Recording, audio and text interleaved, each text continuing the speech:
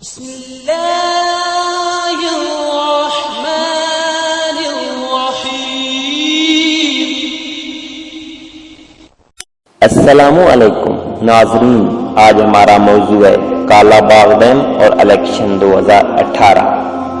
تو برائے مہربانی یہ میری ویڈیو دیکھنے سے پہلے میرے چینل لازمی سبسکرائب کر لیں۔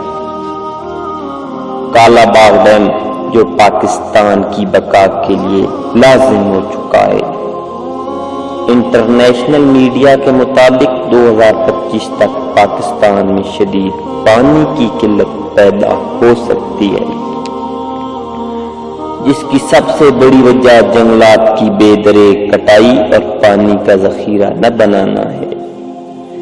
الیکشن 2018 کے شیڈول کا اعلان کر دیا گیا ہے اور الیکشن کی گہما گہمی شروع ہو چکی ہے، لیکن افسوس کسی سیاسی پارٹی نے اپنے منشور میں ڈیمز کا نام نہیں لکھا، اور خاص کر کالا باغ ڈیم کا نام کہیں نظر نہیں آیا۔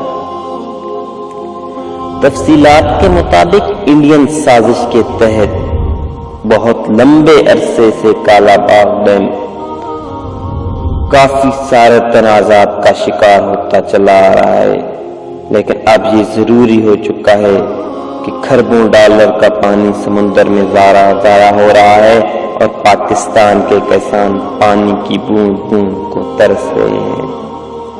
پاکستانی عوام کو چاہیے کہ اب صرف اس پارٹی کو ووٹ دیں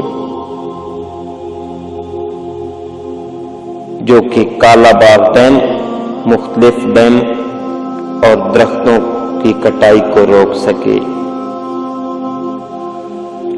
اور ایسے حکمران چنے جو انٹرنیشنل پریشر کو جوتی کی نوک پر رکھ کر کالا باغ ڈیم بنوائیں۔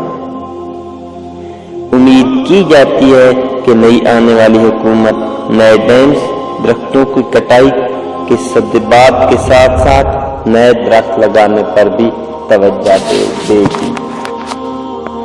تو قارئین محترم، اگر یہ میری ویڈیو پسند آئے تو میرے چینل لازمی سبسکرائب کریں۔